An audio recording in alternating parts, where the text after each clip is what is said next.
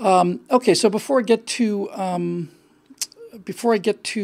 questions, I have to tell you I just got down, sat down in the office, did a lot of work from home today. Came into the studio, was taking a look at the Facebook post for the new Firewall. And I found out that at the bottom of my firewall for Kanye West, there's a sign that says, boost unavailable. Earlier today, when we put up the Kanye West video on YouTube, it immediately came back as not suitable for advertisers, so demonetized there. You understand, of course, you can play computer games where you hack people's heads off. You can talk about, shooting the president or anything else you want to do. You can do anything on YouTube except put out a message that's going to change people's minds about things. So the second I put that thing up on YouTube, it came back as not suitable for advertisers. Must be because of all the foul language and graphic violence. And then I found out when I came into the studio to do Stratosphere Lounge, I sat down, looked at the Facebook post, and realized that it says boost unavailable. And what that means is Facebook will not even let me pay them to promote this thing or pretend to. So that's a new first for me. I've never seen it where Facebook says, no, we're not even going to let you pay us to advertise this thing. So on Facebook and YouTube both, I put a comment up there and I said, please upvote this comment. This is what they're doing. And, if you're going to share this with somebody, and I sure hope you do, please share it with them and then confirm that they got it, because that's how we have to do business in the days of the Silicon Valley Gestapo. Who really, really, really, really, really is determined to make sure that you don't hear anything they don't want you to hear. But that said, I think that last Firewall is probably the best work I've done since number one with a bullet. And I just think it's... the reason I like it so much is because I think it's such a clear point. Really, when we're writing the kind of caption for these things, I was trying to get this thing boiled down as much as I could, and I said, so liberal left logic says,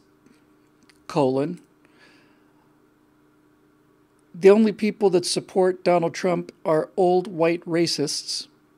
Kanye West supports Donald Trump. Therefore, Kanye West must be an old white racist. And that's why this video has the power that it has. Because, if you'll excuse me for saying so myself, it is inescapable to them. It's inescapable, and furthermore, I really think this is, well, I certainly think that this is the biggest news since Donald Trump was elected, in terms of something for our side. And as I said, I don't know if at this one point, I guess I made it clear, but I spent a little more time thinking about it since I wrote it and finished it last night around midnight. One of the biggest fallouts from this is going to be all of the fuss that they've made about this. All of the fuss that the left is, it's the Streisand effect. All of the fuss that the left has brought to the table over this, over Kanye supporting Donald Trump. Well, they knew that was it, but they wouldn't let it go, you see. So all of the fussing and a fighting that's gone on over this means that all of Kanye's supporters, or many of them are anyway, are saying basically this. Wow, what's all this fuss about this Candace Owens, and who is that? And who the hell is Jordan Peterson? And why is the world melting down because he quoted some guy named Thomas Sowell who I've never heard of? That's a problem for them. And I just got to tell you, having things like the demonetization on YouTube, the demonetization on Facebook, the lack of, they won't even let me advertise my own product on Facebook. And I know that these things are going to go to 2% of the people who are signed up for them. And I know all of this stuff. So, needless to say, it makes me angry. But the one thing it does more than anything is it makes me disgusted in the same way you would be disgusted if you found out that somebody with a lot of talent was just threw all of their lives away and was a drug addict. I'm not talking about Facebook now. I'm talking about the left. I'm saying to myself, it would be nice. There's a term from the Civil War that McClellan used when he was first taking over the Army of the Potomac before they went to the first battle, in fact, at Bull Run. And he says, well, blah, blah, blah. Now all I wish I can find foemen worthy of your steel. It's the most pretentious sentence in the history of the English language. And it suited McClellan because he was one of the most pretentious people in the history of the American history. But it stuck with me, and that's how I feel. I feel that I wish there were foemen worthy of our steel. In other words, I wish that there was an argument out there. I wish that these people could debate on an intellectual level. I wish that all of this stuff was true. I wish they had some integrity. The fact that they are doing everything they can to shut me up while we do absolutely nothing to shut them up. Nothing. Well, then that tells you what kind of people they are, but it never, ever ceases to disappoint me how cowardly and low they are. How, well, I'll just come out and say it. It's just chicken shit is what it is. It's just chicken shit, and it's just unbelievably telling. What are you guys so afraid of, huh? You're Facebook, you're $500 billion company, or YouTube, Google, trillions of dollars, together probably. I'm a guy with, 3,000 members. And you're so terrified of me that you're going to do everything you can to make sure that I don't get a voice. Yeah, we need to jump ship. And I didn't follow up with the WeMe because it's been crazy busy since then, but I will get to all of this stuff. We really have a lot of work to do. I'm feeling much better than I felt 2 weeks ago when the extent of the shadow banning it was the same kind of thing I was talking about a second ago. The sheer rashness of it, it's like watching a guy kick a dog in the street. You just say, first of all, how can somebody do this? And secondly, how can they do it so brazenly? But they do. So there's a comment there from Puddle Pirate that says, why is Ustream not letting me comment? I don't know, Pirate. I don't know why Ustream's not letting you comment. I'd love that kind of thing.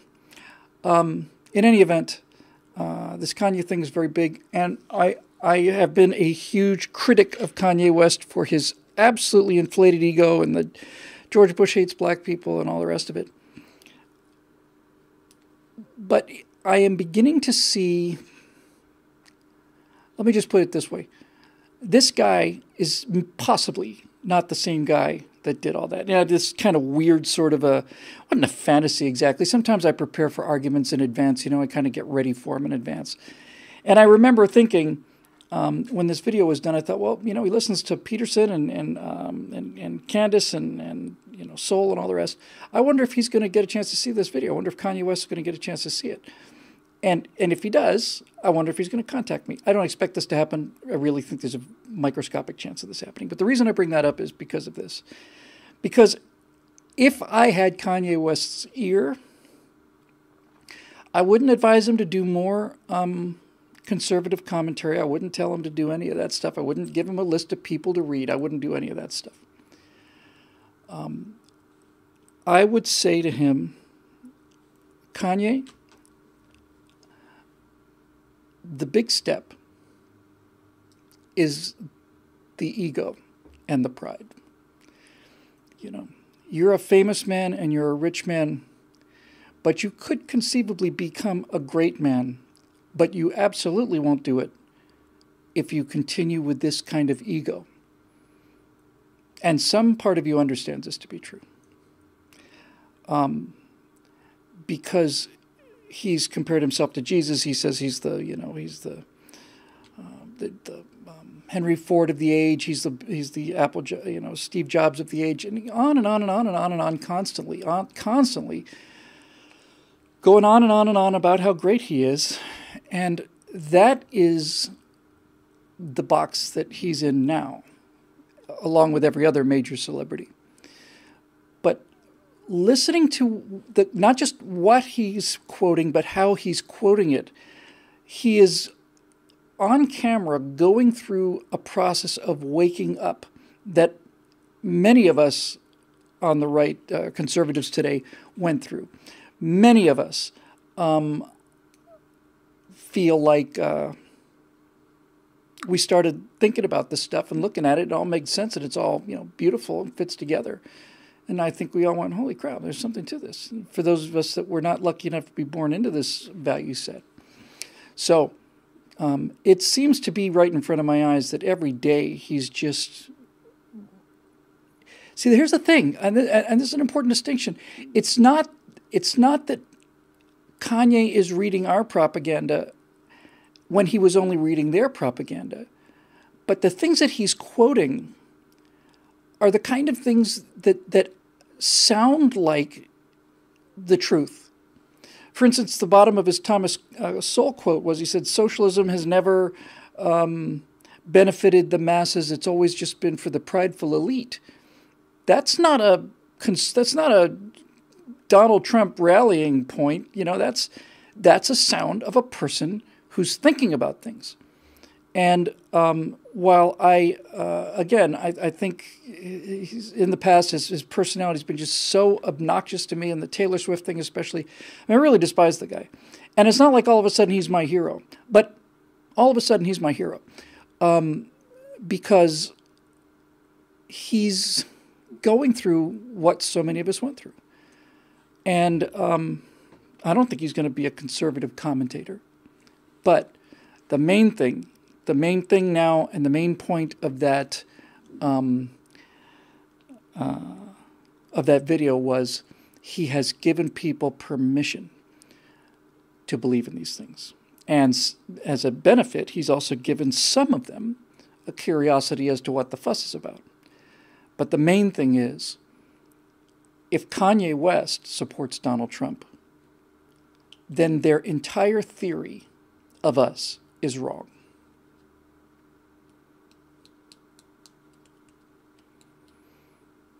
Yep, that's it. It reminds me of something I've quoted so many times because I think it's one of the most important things I ever read, certainly the most important sentences ever spoken out loud.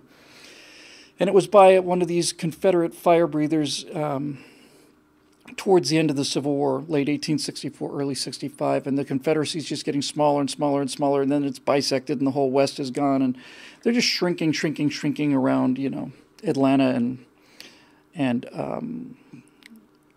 Virginia. And they were having a discussion about whether or not to arm slaves, put them in the Confederate Army.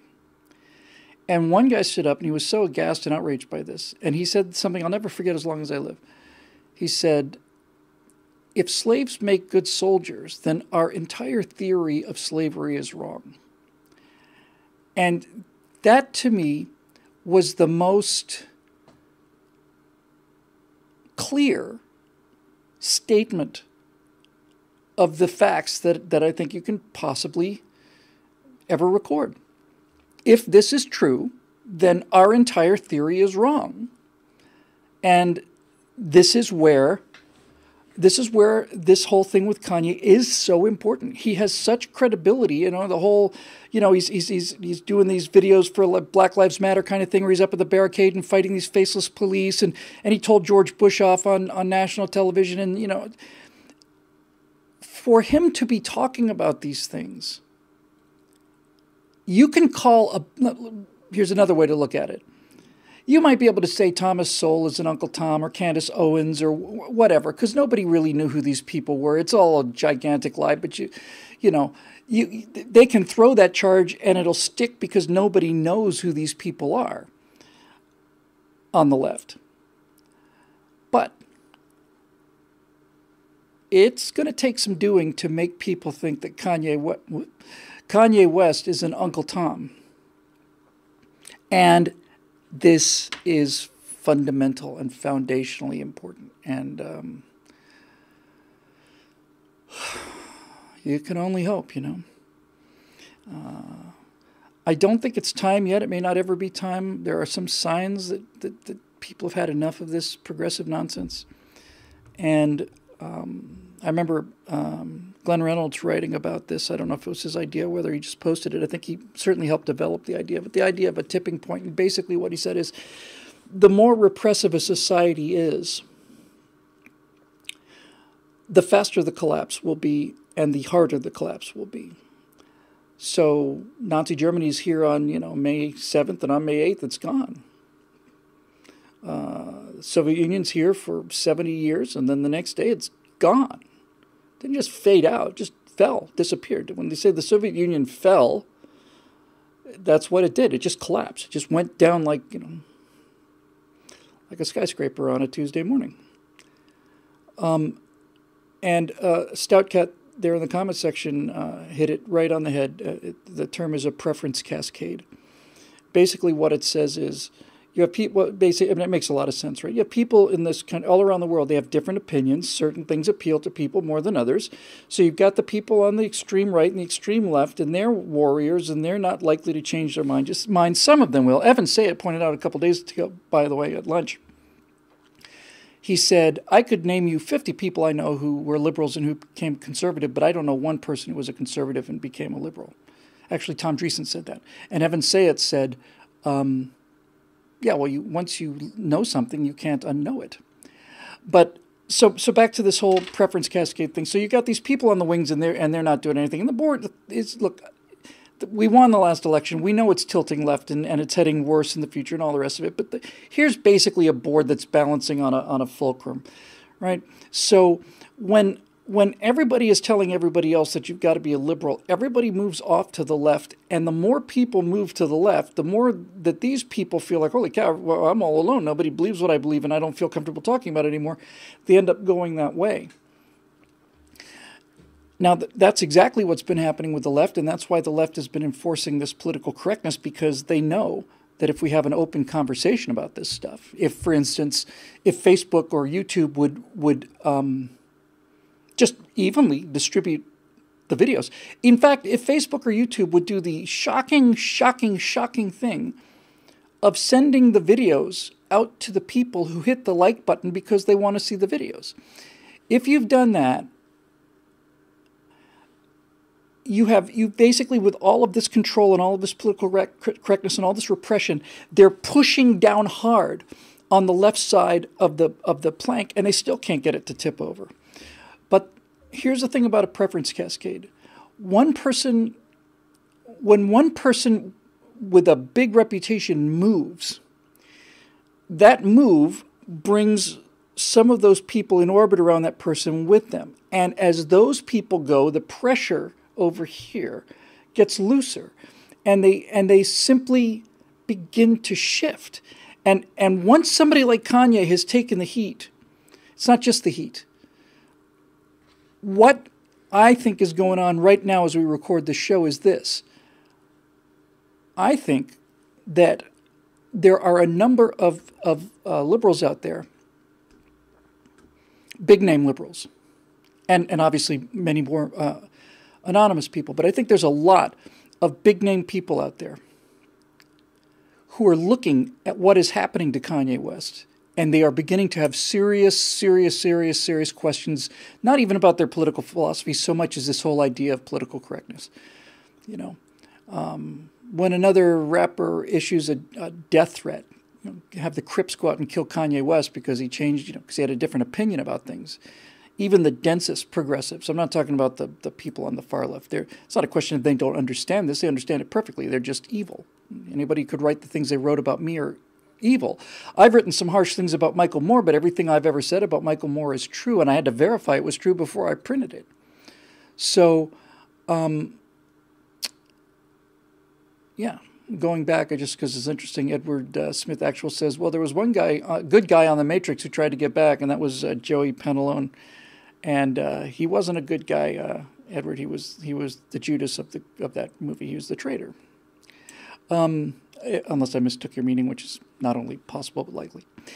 Anyway, that is a good week.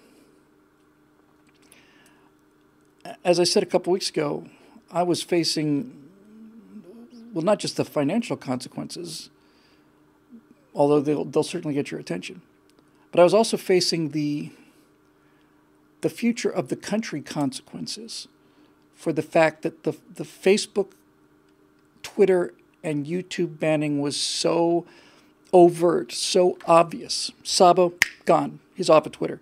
Diamond and Silk, gone. I was so depressed by that because, as I said at the time, I've always felt that as long as we had the ability to communicate with each other, then we had at least a chance. And I was beginning to look at that thing getting shut down. Just to reiterate, I know we talked about this before. I'm not going to spend much time on this at all. But we made a big mistake.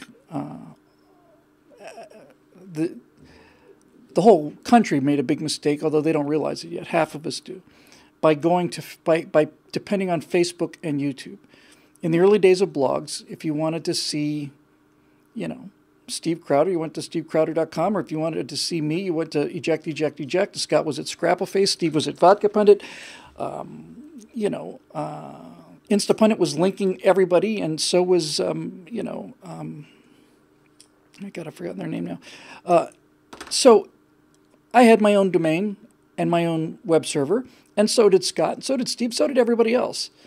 And that was essentially, I really genuinely do believe that was pretty much uncontrollable. Certainly people like YouTube could make sure that you didn't get found. They could bury you in the search engine without you knowing it. But it was still something that if you knew about eject.com, you could get there, and there's nothing that they could do to suppress that. And the mistake we made was that we realized, okay, videos are great, and everybody said, oh, Facebook, you get to reach everybody in the world, and it's so inexpensive, and it was, and it did. So everybody moves to Facebook, and everybody moves to YouTube, and those are private companies run by very evil people who know everything about you. There was a guy not too long ago, I want to say it was a Google employee, who basically gave a listing of what they know about you. He says it doesn't matter if you delete your cookies or your browser history. Doesn't matter if you go to Google and erase your background, which you can do actually. There's kind of you can go to Facebook or Google and basically reset, what they know about you, so they say. But somewhere on a hard drive someplace, and I'm not making this up. I know you believe me, but nevertheless, it's so incredible that you want to think I'm making it up. Somewhere right now, on several hard drives, scattered around the world, is every email you ever wrote, every letter, every character of every email you ever wrote is sitting someplace. And this is even more unbelievable. Every single internet click you have made, every single one, including the 3 or 4 or 7 or 27 or whatever we had to do in terms of refreshes to get the show going again with this crummy Ustream thing, all of those are stored. Everywhere you've ever been is stored. And pop-up ads or things that you did not intend to see that showed up on your screen for some reason or another, they're on there too. They know everywhere that your phone has been, and that information's not been erased. They say, oh, we have to give this thing permission. Nah. They know everywhere that your phone has been. And to top it off, I'd heard recently where somebody had figured out a way, I think this was it, they had written software that would turn speakers into microphones. Now, that may sound like a big deal, but if you think about it, it's certainly theoretically practical. I mean, I've got a microphone here, you've got a speaker, right? I say something, compression waves of air come out of my mouth, they hit this vibrating mechanical diaphragm, that converts it to electrical signals, goes all the way down to the other end of the line, then another magnet is making another mechanical diaphragm in your speakers, do the same wave vibrations, you hear my voice. But the point is, mechanical diaphragm on both ends connected by electrical wire, and it is undoubtedly possible to make sure that you can do that. And by the way, look, this phone is dark right now, but there's absolutely no way for me to know if that camera's on. And same for the back camera. And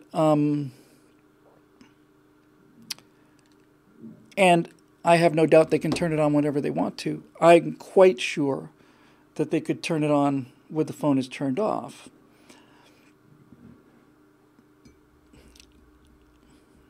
And what I think is interesting about that is this. I think Zuckerberg, with his statements like, no, we should have completely open borders, and I'm buying every house around my house so I can set up a no man's land, heavily mined, so that nobody gets on my property. Just as one example among uncountable examples. That is evil, and what they're doing with the information is immoral and evil, and they know it. And what I suspect happened is that they didn't start out this way.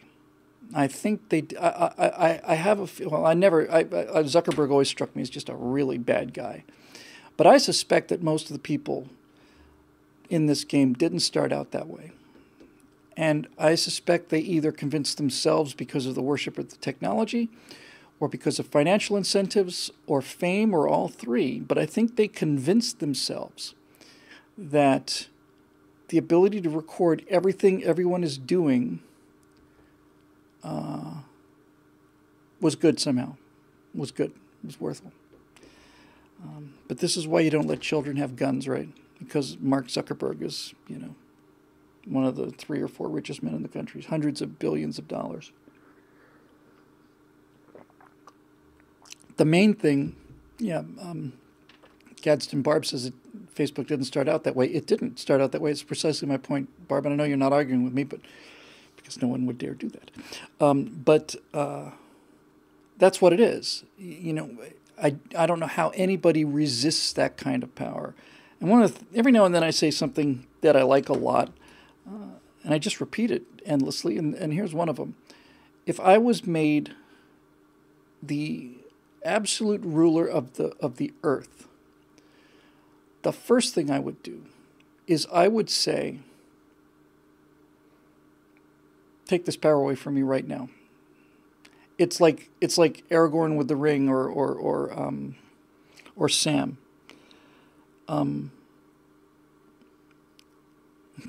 Just got a message from Google Analytics telling me that I got 4.5 thousand users in April visiting. I got a few more than that, I suspect. In any event, what happens with Aragorn and Sam when they get the ring, they have the sense, they have the moral sense to get rid of it immediately.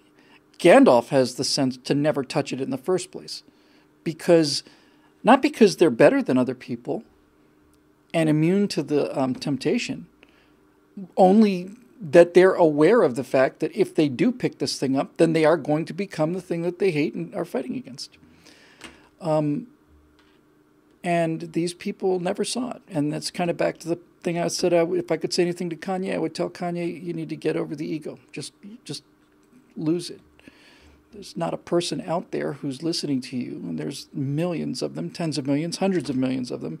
There's always somebody out there who knows more about one or two things than you do.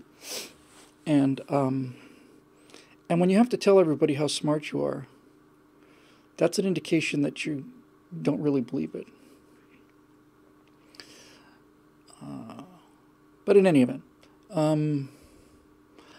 people are talking about the time lag. You ain't got no idea there, T-Dog. It's an easy minute or something. It's much worse than it used to be because I'm using this web-based browser now. I used to be able to transmit one way out of the studio to you guys on Ustream. Now I have to transmit up to the Ustream server, and they got to back it around, turn it out, and do all the rest of it. And it's crummy resolution and all the rest of it. I just want to get out of here. I suspect Twitch will be next. Anyway, that'll do it for the pregame warm-up. I'll do until about 7:30, somewhere around there. These shows are coming in at about 90 minutes now consistently, and I think that's much better than the 3-hour marathons. Somebody's going to tell me in a minute or so what the longest show we ever did was. I'm sure it's 3 hours plus. That's just insane. It's the kind of thing that's useful. You know, if you've had surgery for bone cancer or something, you know, you really, really need to get put into your medically induced coma, that'll do it. So let's see here. I'm going to tempt, no, I'm not. I was going to say I was going to tempt fate, open up a new window, but I'm going to use a different browser so I can go to my Facebook page and see what the questions are for today. Speaking of questions for today, I've been trying very hard to get more of these 60-second SmackDowns done. Charlie Kirk is everywhere all the time, apparently.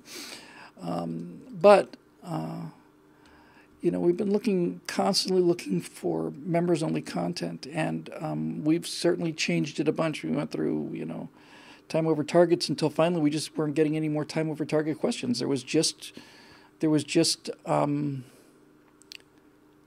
just weren't getting any more questions. And then we try to do the daily, you know, opinion show and stuff, and even the members-only right angle gets seen by maybe 10% of our membership. So I'm trying to think of what would be worthwhile. And one thing I'm thinking about doing is doing with the members what I do with the TPUSA people and like to continue to do. And that's simply this. I'd like to maybe see if there'd be any interest in people being able to just Skype me a question. You know, just sit and talk about it for a little while. But whatever it is, it needs to be something that's being seen by, you know, more than 7% of the membership. We just got to find out what that key is. Okay, so yeah, Facebook, behold.